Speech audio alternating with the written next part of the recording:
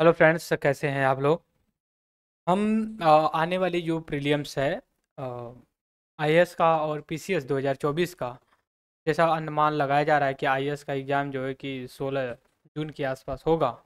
तो उसी के पॉइंट ऑफ व्यू से यूपीएससी का जो प्रीवियस ईयर का क्वेश्चन पेपर है ना, उसको हम डिस्कस कर रहे हैं। हम सीरीज चला रहे हैं। मैं अभी डिस्कस कर रहा हूँ, दो तरह से डिस्कस कर रहा हूँ यहाँ पे। आप लोगों को पहले बता दूँ मैं कि यूपीएससी का जो पैटर्न होता है बहुत ही डायनेमिक और रिवोल्यूशनरी लेवल पे चेंजेस होते हैं। तो इसके लिए हमें कई हथकंडे अपनाने पड़ते हैं जिससे हम यूपीएससी को क्रैक कर पाएँ। प्रीलिम्स क्रैक कर पाना प्रेजेंट टाइम में आफ्टर 2019 के बाद बहुत डिफ़िकल्ट हो गया है, क्योंकि क्वेश्चन जीएस पेपर वन का इतना डायनेमिक होता है कि उसको कवर कर पाना।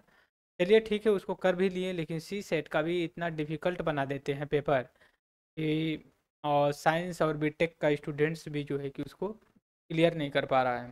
तो ये काफ़ी मतलब चिंता का विषय बन गया है। अभी जो हम बात कर रहे हैं यहाँ पे, हम 2018 प्रीलिम्स आईएएस का पेपर ले रखे हैं। हम इसमें एक अलग, ऐसा नहीं कि मैं सॉल्यूशन बता रहा हूँ आपको, उसमें आंसर बताएंगे और उसमें ट्रिक बताएंगे कि आप आंसर को कैसे ट्रिक के आधार पे, लॉजिक के आधार पे, मास्टर ट्रिक पॉलिटिक्स मतलब स्ट्रेटेजी के आधार पे आप प्रीलियम्स को क्लियर कर सकते हैं। अगर आप प्रीलियम्स में 50-55 आउट ऑफ 100 क्वेश्चन को जीएस पेपर वन में टच कर जाते हैं, तो उसके लिए आप श्योर हो जाएं कि आपका मेंस के लिए कॉल हो जाएगी। इसी के पॉइंट ऑफ व्यू से मैं यहाँ पे जो 100 क्वेश्चंस होते हैं जीएस पेपर वन प्रीलियम्स में, इसको हम आपको ट्रिक के साथ सॉल्व करने की बात करेंगे। देखिए, इसमें कई 100 क्वेश्चंस हैं। 100 क्वेश्चंस में से मैं चार्ट आउट करके आपको और 60-65 क्वेश्चंस ऐसे बताएंगे कि जो आप उस पर अगर अप्लाई करेंगे, तो आपका अगर 30 क्वेश्चन उस आधार पे है, तो आप अप्रॉक्सीमेट 20-25 क्वेश्चन जो कि कवर कर लेंगे।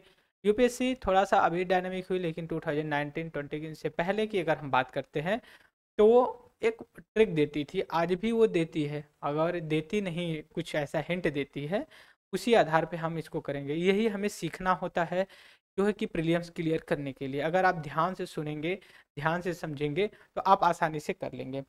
देखिए, यहाँ पे मैंने मास्टर ट्रिक के थ्रू जो है कि इसको सॉल्व करने की कोशिश कर रहे हैं। देखिए, हम दो तरह से चला रहे हैं। एक तो चला रहे हैं दोस्तों हम, जो यूपीएससी ऐसी जो एग्ज़ाम्स कंडक्ट करवा रही है, उसका जो पेपर होते हैं, जो आईएएस का होता है और सीडीएस का, एनडीए का, सीएपीएफ का, उनका हम आपके साथ एनालिसिस करते हैं।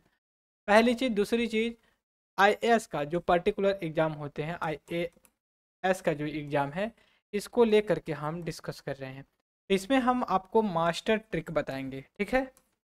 Master trick. सबसे पहले एक चीज़ और बता दें हम आपको, अगर आप इससे सभी इन्फॉर्मेशन आप चाहते हैं कि आपके पास पहुँचे, तो लाइक, सब्सक्राइब और शेयर ज़रूर करें। सब्सक्राइब करेंगे, बेल आइकन को क्लिक करेंगे, तो आपके लिए बेटर ये होगा कि कोई भी इन्फॉर्मेशन आपसे मिस नहीं होगी, आपके पास पहुँच जाया करेगी। दूसरी चीज़ ये है कि ये कम्प्लीटली फ्री ऑफ कॉस्ट है उन बच्चों के लिए जो एफर्ट्स नहीं कर पा रहे हैं, गांव में बैठे हुए हैं, रिमोट एरिया में हैं, उनको वो सभी फैसिलिटी नहीं मिल पा रही हैं। हम ये मान के चल रहे हैं कि 99% जो स्टूडेंट्स हैं यूपीएससी की प्रिपरेशन कर रहे हैं, कुछ उसमें से सिटी शहर दिल्ली, मुखर्जी नगर, राजेंद्र नगर, इलाहाबाद में हैं। बहुत से ऐसे भी उसमें से हैं जो गांव से प्रिपरेशन कर रहे हैं, तो उनके लिए भी ये हम सोर्स ऑफ इन्फॉर्मेशन पहुँचाएंगे। ये दोनों मीडियम में मैं डिस्कस करूंगा। इसमें ट्रिक बताऊंगा कि आपको कैसे का, लेंदी वीडियो हो सकती है, बट घबराने की ज़रूरत नहीं है। घबराने की ज़रूरत इस वजह से नहीं है क्योंकि अब अगर आप इसको पूरी तरह से इत्मीनान से, जो मेरी सीरीज है, हम टोटल 15 सीरीज चलाएंगे, इसमें 15 लेक्चर बताएंगे, जिसमें हम 2011 से लेकर 2023 तक के जितने भी क्वेश्चन पेपर हुए हैं 13 साल 10 साल के, उन सभी को हम आपके साथ डिस्कस करेंगे। और डिस्कस करते समय हम आपको ट्रिक और लॉजिक्स दोनों बताते चलेंगे, उससे आपका सिलेबस कवर होगा। और ये मैं इसलिए नहीं कर रहा हूँ कि मुझे कोई शौक है, ऐसा इसलिए कर रहा हूँ कि ये यूपीएससी डिमांड करती है कि आप किसी और बुक्स और टेस्ट सीरीज को पढ़ने से पहले आप मेरे जो एग्ज़ाम्स होते हैं उनको पढ़ लीजिए। अगर हम पिछले 10 साल में जितने भी एग्ज़ाम यूपीएससी ने कंडक्ट करवाया, चाहे सीडीएस, एनडीए, आईएएस, आईपीएस, जितने सीएपीएफ, इंडियन इंजीनियर, उसके जीएस पेपर को अगर हम उठा लेते हैं, उनको अगर सॉल्व करके अपनी एक नोट्स अगर बना ले, समझ सकते हो, अगर हम नोट्स बना ले उनके पेपर्स के, तो हमारा जो कि प्रीलिम्स बहुत आसान हो जाता है, और उसके जितने भी क्वेश्चंस होते हैं प्रीटी और मेंस सॉल्व कर लें नोट्स के साथ, तो हमारा लगभग क्लियर हो जाता है। वो अलग बात है कि सिलेबस को हम कवर कर लेते हैं, अलग बात है कि हम क्लियर कर पाएँ या फाइनल लिस्ट में नाम आए या ना आए, लेकिन हम एक कंफर्ट जोन में होते हैं कि नहीं, हमारा प्रीलिम्स हो रहा है और मेंस के लिए कॉल आ रही है, इंटरव्यू में अपीयर हो रहे हैं। तो अभी लेटेस्ट आया हुआ है, तो उस हिसाब से अब हम यहाँ पे आपको शायद डिस्कस करने वाले हैं UPSC civil services examination PT, ठीक है। 2018 का मैं जो है कि क्वेश्चन ले रहा हूँ। आप कहेंगे 18 का क्यों ले रहे हैं? हम 18, 19, 20, 21, 23, 22, 23, ये 5-6 साल का हम डिस्कस करेंगे। उसके बाद अगर टाइम बचेगा तो हम 17 का, 16 का, 15 का, 14 का, 13 का, 12 का, 11 का हम डिस्कस जरूर करेंगे। और एनडीए सीडीएस का तो वो साइड बाय साइड हम कर ही रहे हैं क्वेश्चन पेपर को लेकर के। तो सबसे पहले हम यहाँ पे आएंगे और हम ये चीज़ डिस्कस करने की कोशिश करेंगे कि वास्तव में कैसे हम चीज़ों को रिकॉग्नाइज कर पाते हैं, ठीक है। आइए सबसे पहले हम यहाँ पे डिस्कस करेंगे। डिस्कस क्या करेंगे कि कैसे, यहाँ पे देख सकते हो prelim civil services examination prelim 2018 का हमने यूपीएससी की वेबसाइट से इसको डाउनलोड किया। इसमें कोई कॉपीराइट्स का राइट इशू नहीं है, सभी चीज़ नीट एंड क्लियर है। हम जो भी चीज़ें करते हैं उसको एकदम क्लियर कट में बताते हैं कि हम क्यों कर रहे हैं, कैसे कर रहे हैं, कहाँ से कर रहे हैं, सभी चीज़ों को लेकर के हम डिस्कस कर रहे हैं। तो सबसे पहले अब यहाँ पे देखेंगे, अगर आपको देखना है तो आप यूपीएससी के वेबसाइट पे जाएंगे, उसमें एग्जामिनेशन में जाएंगे तो उसमें आएगा प्रीवियस ईयर का क्वेश्चन पेपर।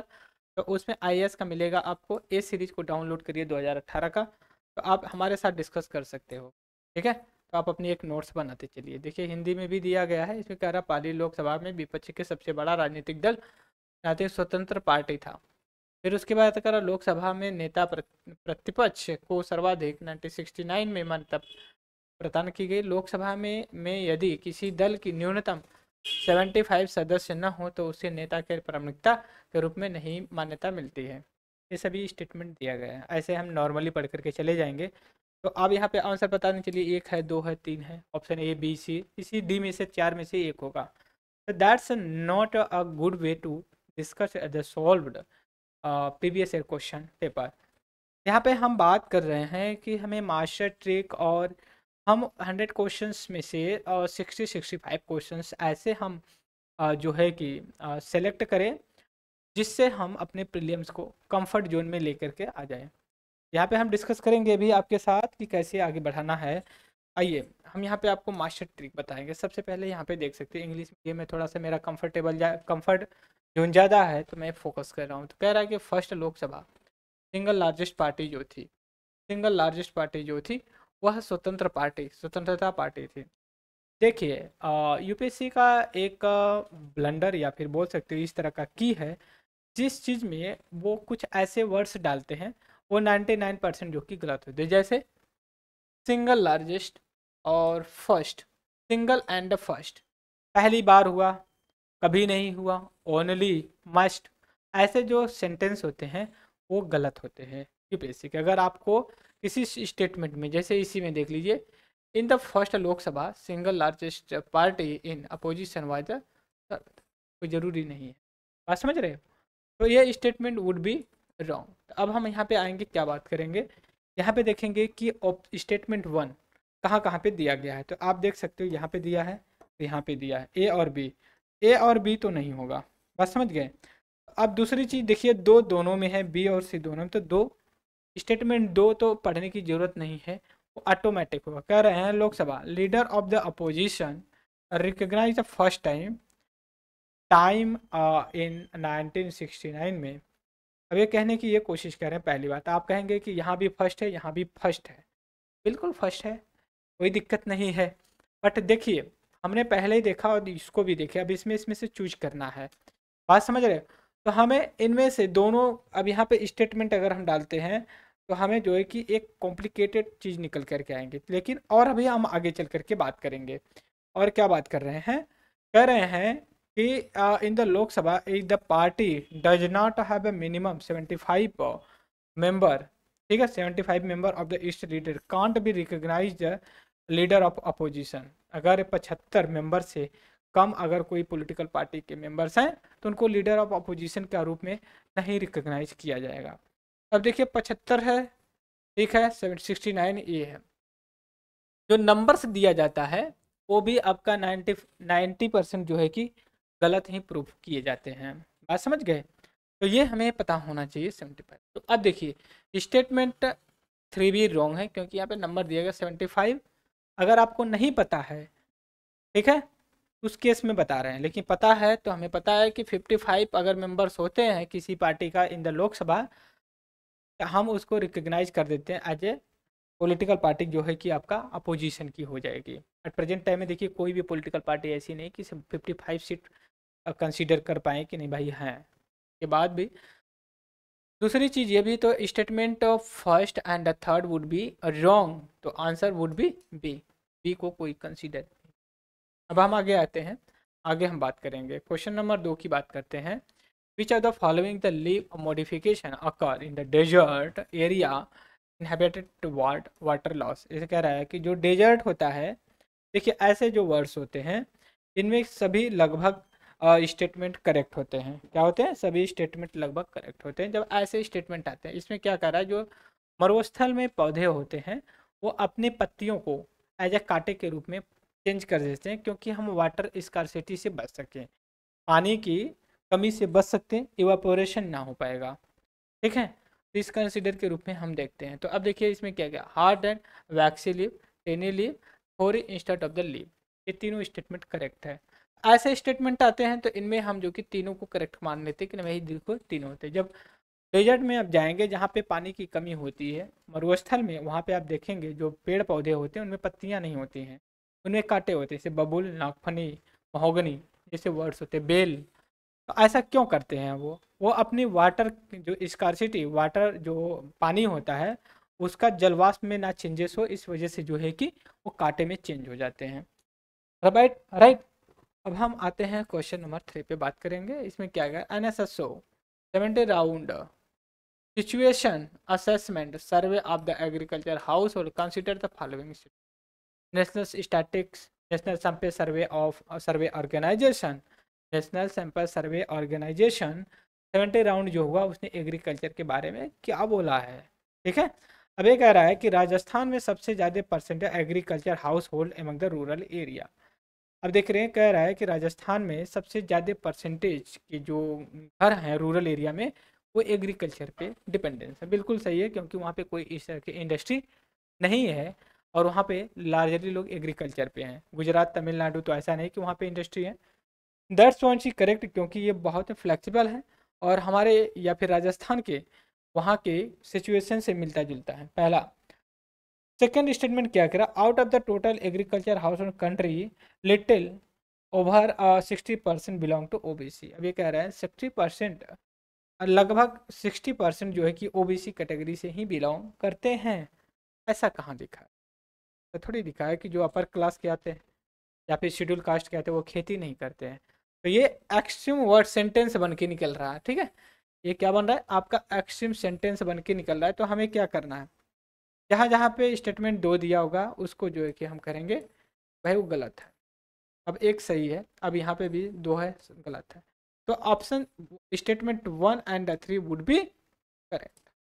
बात समझ गए? हम क्यों इसको 2 को गलत मान रहे हैं, क्योंकि वो कह रहा है कि 60% के ऊपर क्योंकि ओबीसी से बिलोंग करते हैं। भैया जब 60% ओबीसी से बिलोंग करते हैं तो बाकी क्या कर रहे हैं, 40% में बाकी बाकी पॉपुलेशन होगी। तो ऐसा नहीं, बहुत हार्ड एंड एक्सट्रीम जो कि ये है। ऐसे स्टेटमेंट, अब ये स्टेटमेंट भी बहुत अच्छा होता है जब 2 तरह के ऑर्गेनाइजेशन को मिला लेके कंपैरिजन करते हैं तो उसमें क्या होता है, और सेंटेंस को आगे पीछे करके उसको गलत बना देते हैं। ऐसे करते हैं जैसे यहाँ पे दिया गया है एनजीटी नेशनल ग्रीन ट्रिब्यूनल और CPCB central pollution control board के बारे में बात कर रहे हैं। यहाँ पे जो ये बातें कर रहे हैं लेकर के इसके कॉन्टेक्स्ट में हम आगे चल रहे हैं। ये क्या कह रहा है कि जो एनजीटी को इस्टेब्लिशमेंट किया गया ग्रीन ट्रिब्यूनल को, ये बाय द एक्ट के द्वारा किया गया है। चलिए ठीक है, हम देख लेते हैं।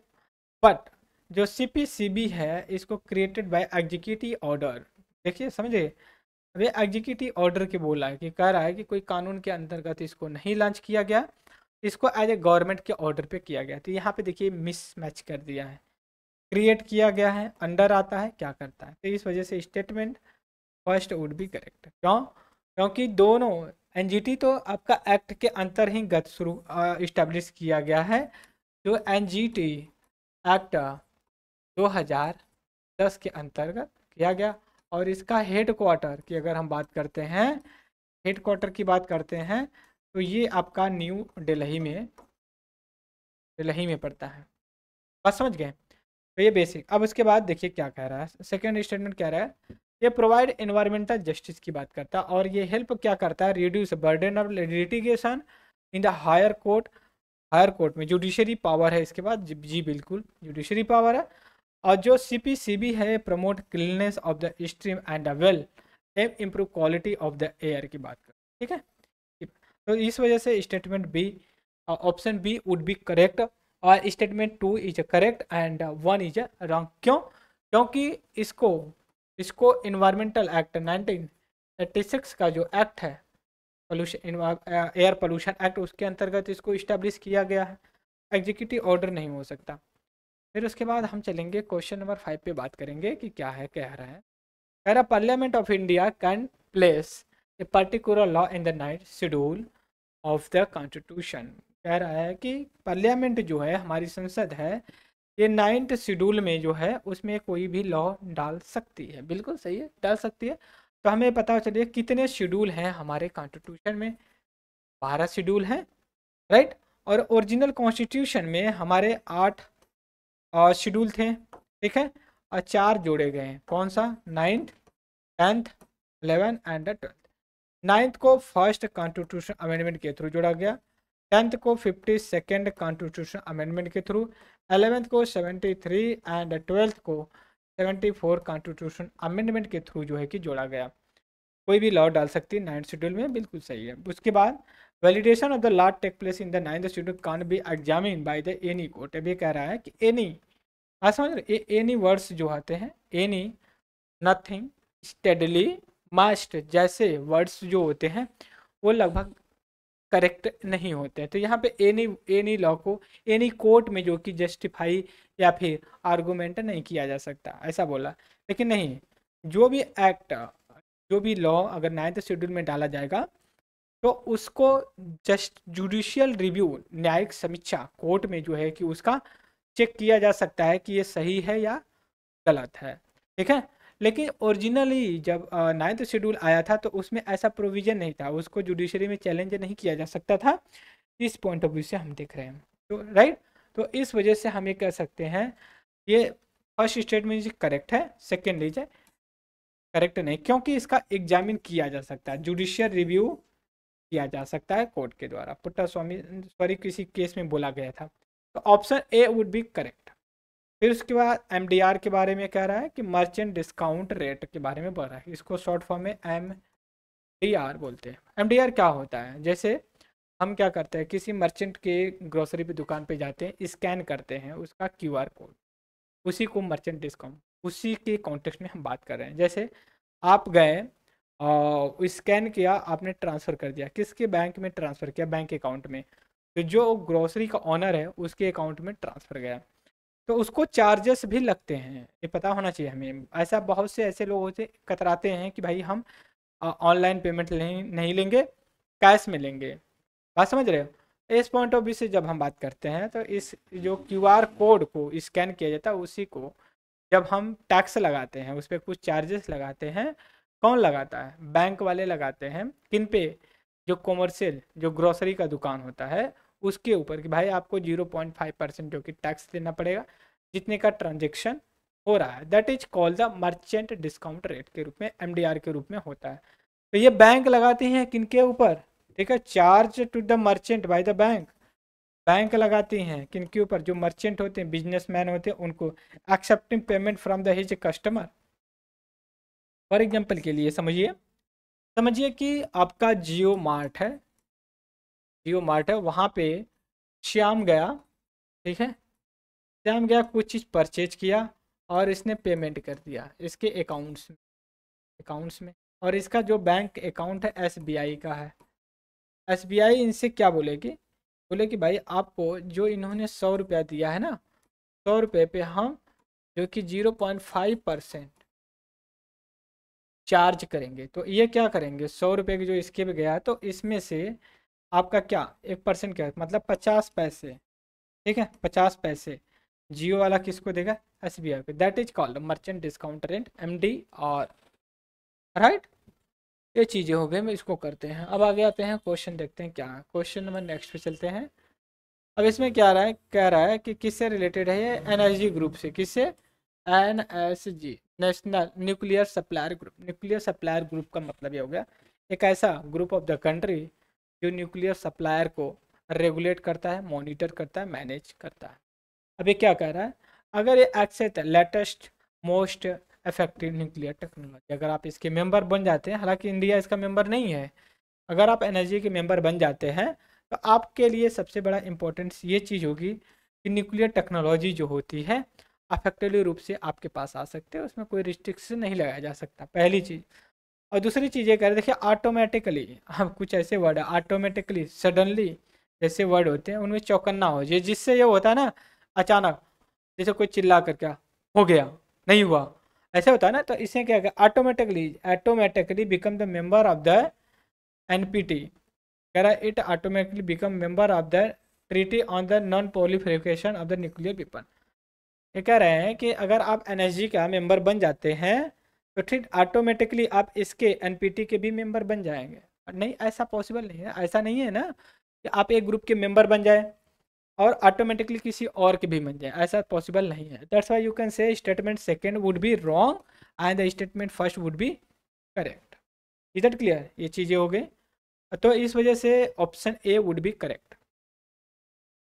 क्वेश्चन नंबर 8 की बात कर रहे हैं हम यहाँ पे, क्वेश्चन नंबर 8 की बात कर रहे हैं। इसमें ये क्या कह रहा है कि with reference to India's decision to leave an equalisation tax of 6% online advertisement service offered by the non residence entity which of the following. अब इस स्टेटमेंट को समझिए क्या कह रहा है कि भारत ने अभी डिसाइड किया है 6% जो कि टैक्स लगाना जो ऑनलाइन एडवर्टाइजमेंट किया जाता है उसको इक्वलाइजेशन करने के लिए, उसके बारे में कहता है as a introduce part of the income tax act. बिल्कुल गलत है, ये इनकम टैक्स का पार्ट नहीं है। दूसरी पे, non resident entity that offer advertising service in India can be claim the tax credit. जब भाई आप इंडिया के नहीं हो, नॉन रेसिडेंस हो, आप क्रेडिट को कैसे जो है कि कर सकते हो, under the double taxation avoidance agreement. ठीक है, ये हमारा एक अग्रीमेंट है। जैसे मान लिया डी, इसके बारे में बात है, DTAA डाटा, ये टैक्स है एक तरह का। जैसे मान लीजिए कोई एक कंपनी है, भारत में काम की या फिर अमेरिका में काम कर रही है, वहाँ पे प्रोडक्शन टैक्स दे रखी है यूएसए गवर्नमेंट को। ठीक है, और पता चले इंडिया में है तो उसको भी टैक्स दे। इंडिया और अमेरिका के बीच में एक टैक्स का अग्रीमेंट होगा कि जो कंपनी यहाँ अमेरिका में है, यहाँ पे टैक्स पे कर रखी है, तो वो जो है कि इंडिया में अगर वो प्रोडक्ट को लेकर के जाती है तो इंडिया में नहीं देगी। क्यों? क्योंकि वो पहले ही अमेरिका में टैक्स दे चुकी है। बात समझ गए? That's why you can call the double tax avoidance, double taxation avoidance. America और इंडिया दोनों में टैक्स एक ही जगह दिया जाए, उस कॉन्टेक्स्ट में ये बात कर रहे हैं। इंडिया ने अग्रीमेंट कर रखा है। क्वेश्चन नंबर 9 पे चल के हम बात करते हैं क्या है। कह रहा है फिजिकल FRBM एक्ट। सबसे पहले देखिए FRBM एक्ट कब आया था, ये 2003 में आया है FRBM एक्ट। ठीक है, फिजिकल रिस्पॉन्सिबिलिटी मैनेजमेंट एक्ट जिसको बोलते हैं। ये जो कि केंद्र सरकार और राज्य सरकार दोनों की जो फिजिकल कंडीशन है मॉनिटर करने के लिए बनाई गई थी अटल बिहारी वाजपेयी की सरकार के द्वारा। अब ये क्या कर रहा है, रिव्यू कमेटी, एसएन सिंह करके एक कमेटी बनाई गई थी इसको। ठीक है, SK सिंह करके शायद है। ठीक है, उन्होंने क्या रिकमेंडेशन किया, देखिए दो चीज़ें हैं। अब यहाँ पे कह रहे हैं कि GDP ratio of the general combined government 2023 comprise 40% of the central and 20% of the state. ये कह रहे हैं कि इसने जो अभी कमेटी ने रिकमेंडेशन अपनी दिया है, वो कमेटी ने ये कहा है कि जो टैक्स होगा टोटल राज्य और केंद्र का 60% टोटल GDP का होना चाहिए। ठीक है, डेप्ट घाटा, फिजिकल घाटा, लेकिन उसमें 40% स्टेट का और 60% इसका होना चाहिए सेंट्रल गवर्नमेंट। चलिए सही है। Central government has a domestic liability इतना है कंपैरिजन टू 49%। अब देखिए यहीं पे कॉन्ट्राडिक्शनरी हो जा रही है। क्या कॉन्ट्राडिक्शनरी हो गया? केंद्र सरकार के पास ज़्यादा रिस्पॉन्सिबिलिटी, उसकी लायबिलिटी भी ज़्यादा होगी ना। स्टेट सरकार के पास कम रिस्पॉन्सिबिलिटी है, तो उसके पास कम जो है कि लायबिलिटी भी होगी। तो ये स्टेटमेंट तो ऐसे ही हार्ड एंड कोर लग रहा है। तो हमें ये देखना है कि दो स्टेटमेंट से स्टेटमेंट टू कहाँ कहाँ पे उसको पहले गलत बोलेंगे। यहाँ पे है और बी और डी पे है, तो ये दोनों गलत हुए। A statement, first statement would be completely correct. Third देखते हैं क्या कहते हैं। As per constitution of India mandatory for the state for the take the central government consent raising any loan. ये कह रहा है कि संविधान के अनुसार 239 एक्ट जो हमारा अनुच्छेद है, मुझे अगर मैं क्लियर हूँ तो उसमें कहा गया है कि राज्य सरकार अगर कहीं से लोन लेती है, उधार लेती है, तो बिना केंद्र सरकार की सहमति से वो ऐसा नहीं कर सकती। राइट, तो ये चीज़ें थी। तो अब ये दोनों सही है। One and third statement would be correct, this is called the option C would be correct. इसके बाद ये कह रहे हैं कि quantity of imported edible oil. Edible oil का मतलब समझिए जो खाने वाला तेल होता है, is more than the domestic production of the edible oil last 5 year. बिल्कुल सही है। हम इंडिया में इतना ऑयल प्रोड्यूस नहीं करते। आप अपने गांव में जाइए, ज़्यादा से ज़्यादा लोग क्या करते हैं, गेहूँ चावल करते हैं। तेल की खेती कम करते हैं ना, सरसों कम बोते बुआई करते हैं। जिनके पास 2 बीघे ज़मीन है, 10 बीघे में सरसों बोएंगे और 1.5 बीघे में जो है कि गेहूँ की बुआई कर देंगे। बहुत बहुत से ऐसी भी एरिया हैं वहाँ पे सरसों मस्टर्ड ऑयल जो कि होती हैं, जो उनका पॉसिबिलिटी ही नहीं कि उनको कल्टीवेट कर सकें। तो हमें ज़्यादा से इम्पोर्ट ही करना पड़ेगा रिक्वायरमेंट के लिए। चलिए सही है। Government does not impose any, अभी एनी वर्ड्स जो आए हुए हैं and on the all and any जैसे वर्ड्स आते हैं तो आप पूरे चौकन्ने हो जाएं, क्योंकि ऐसे वर्ड्स जो होते हैं ना बहुत ही घातक होते हैं। वो एनी एंड ऑल आप 95% मान करके चलिए वुड बी रॉन्ग। हम पहले से भी बताते आ रहे हैं, अभी भी बता रहे हैं। तो statement 2 is a incorrect and statement 1 is A correct. Option A is A correct. हमें ट्रिक बता रहे हैं, हम सॉल्व नहीं करा रहे हैं, ये चीज़ पता होना चाहिए। अब देखिए इसमें ये पूछा गया है, कुछ हिस्टोरी का है, हमने इकोनॉमिक्स का भी देखा। अब मॉडर्न इंडिया से सवाल पूछे गए हैं। कहते हैं कि वह लिखते हैं biography of the Mazzini, Garibaldi, शिवराजी and Shri Krishnan stay in America में रहते हुए उन्होंने सेम टाइम इन लोगों की बायोग्राफी लिखा। ठीक है। Who was the elected the first central assembly, वो पहली बार वो जो है कि उनको किया है। तो देखिए जो लाला लाजपत राय थे बहुत ही डायनेमिक आदमी थे, उन्होंने ये चीज़ को किया था। और क्या नाम है? Lala Lajpat Rai. Question number next पे चलते हैं। Consider the following statement about the Aadhaar. क्या समझ रहे हो? Aadhaar card can is a proof of the citizenship domicile. आपको लगता है कि आधार कार्ड से आप अपनी नागरिकता साबित कर सकते? नहीं। आधार कार्ड बस एक आपकी आइडेंटिटी कार्ड है। आप अपने प्रवेश पत्र होता है जो उसी तरह होता है। पहली चीज। फिर गलत हो क्या? Once issue Aadhaar can't be deactivated और omitted by the issuing authority. ये भी कह रहा है कि आधार कार्ड अगर एक बार इशू कर दिया तो उसको डीएक्टिवेट या उसको ख़त्म नहीं किया जा सकता। ऐसा थोड़ी, जो आदमी डेथ हो जाती है क्या उसका आधार कार्ड चलता रहता है? ऐसा तो नहीं है। तो इस वजह से दोनों स्टेटमेंट इज इनकरेक्ट है।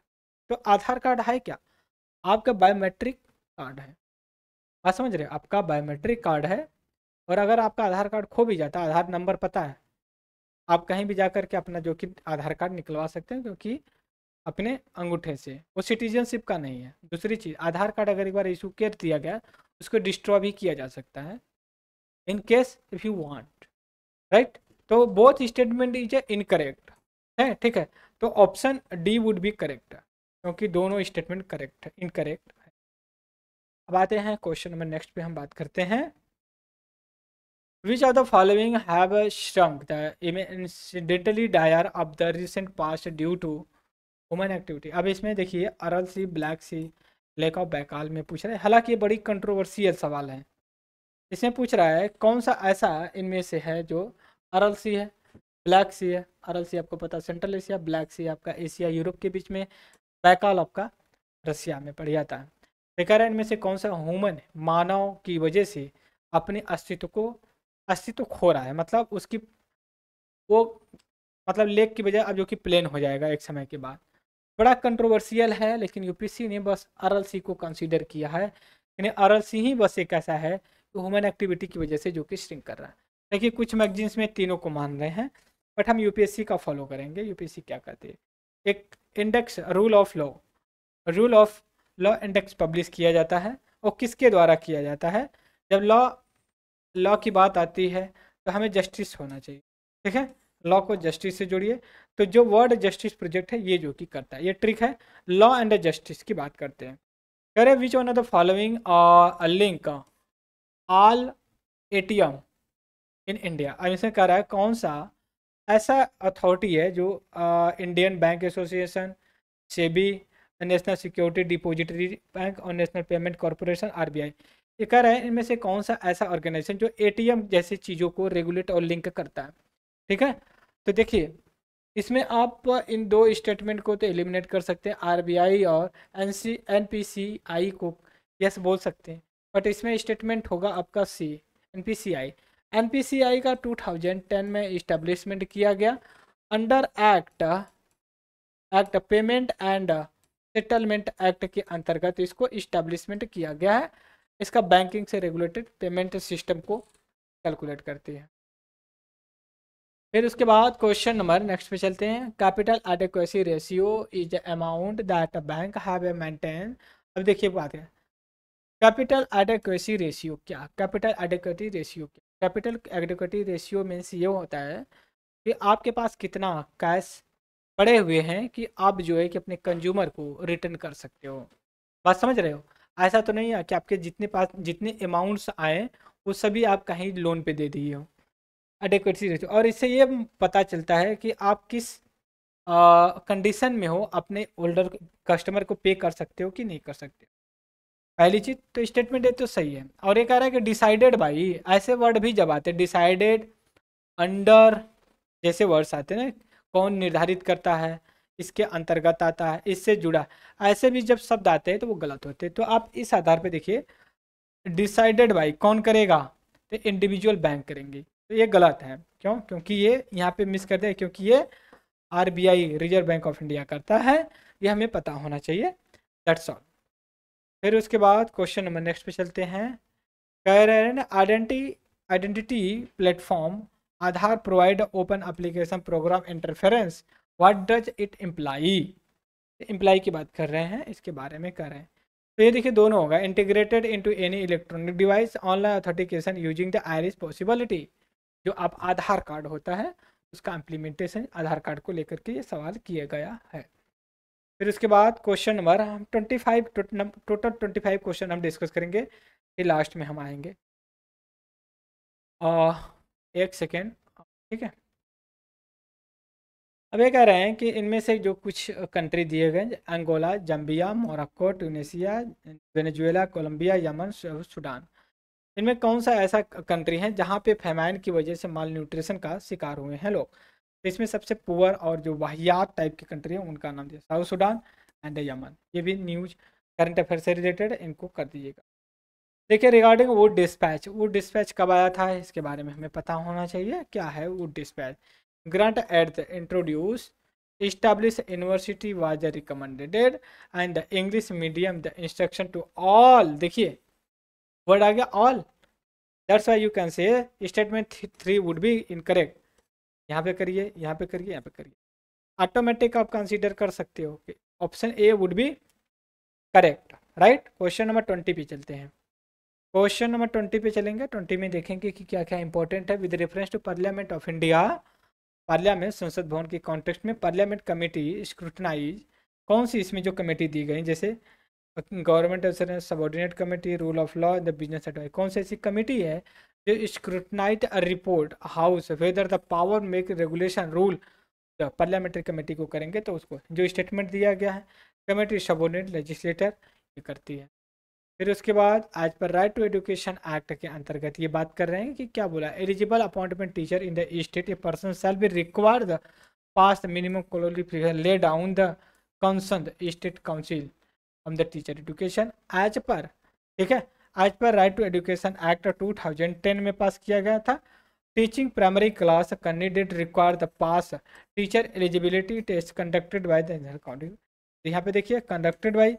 फिर उसके बाद in India more than 90% teacher education institution directly under the state government. 90% की बात करें इसमें देखेंगे तो आप ये कह सकते हैं सेकंड स्टेटमेंट ये करेक्ट, सेकंड स्टेटमेंट ये करेक्ट है, बाकी जो है कि नहीं, क्योंकि यहाँ पे देखिए परसेंटेज दे रखा 90% जो है कि डायरेक्टली स्टेट गवर्नमेंट का, ऐसा थोड़ी होता है।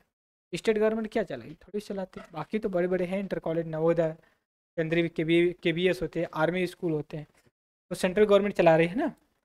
अब आगे आकर के हम बात करें क्वेश्चन नंबर 22 की बात कर रहे हैं। इसमें कह रहे हैं जो लोकेशन ट्रेडिशन है वो कौन सा करेक्टली मैच है, तो 1 और 3 जो है कि 1 और 2 इज ए करेक्ट, ठीक है। चंपनी कुट फेस्टिवल आपका मिजोरम से बिलोंग करता है, तो इसका कोंगरी परबा बाल जो कि मणिपुर से करता है। अब उसके बाद क्वेश्चन नंबर 23 पे चलेंगे, क्योंकि 25 क्वेश्चन तक हम डिस्कस करेंगे। Food safety standard authority of standard act 2006 replace prevention of alteration act 1954। Good. अब फिर से national food safety standard authority of India under, देखिए अब ये अंडर की बात की, किसके अंतर्गत आता है, इसको लेकर के पलट दिया। तो जब अंडर है तो ये आप मान लीजिए गलत है, तो statement 2 is incorrect and the first statement is correct. Is that clear? तो आप statement option A would be correct. Question number 24 की बात कर रहे हैं। 24 क्या कर रहा है, इनमें से कौन सा कंट्री है जहाँ पे 2 स्टेट सोल्यूशन की बात की जा रही है। 2 स्टेट सोल्यूशन की बात की तो ये इजराइल की बात की, तो ये बहुत न्यूज में रहता है, तो ये आपको पता होना चाहिए। अब हम last question of the day की बात करेंगे, last question of the day की बात करेंगे कि ये क्या कह रहे हैं, ठीक है, ठीक है। ओके ओके ओके ओके, एक सेकेंड। ओके, अब यहाँ पे देखेंगे कह रहा है कि नेशनल फूड सिक्योरिटी एक्ट 2030, ठीक है, ये कह रहा है कि family coming under the category BPL only eligible, only word आ गया, आप अलर्ट हो जाइए, ओनली है तो गलत होगा। दूसरी चीज़ है कि eldest women in the household age 18 above shall be head of the house for the purpose of the issue ration card. बिल्कुल इक्वालिटी की बात कर रहे हैं ना,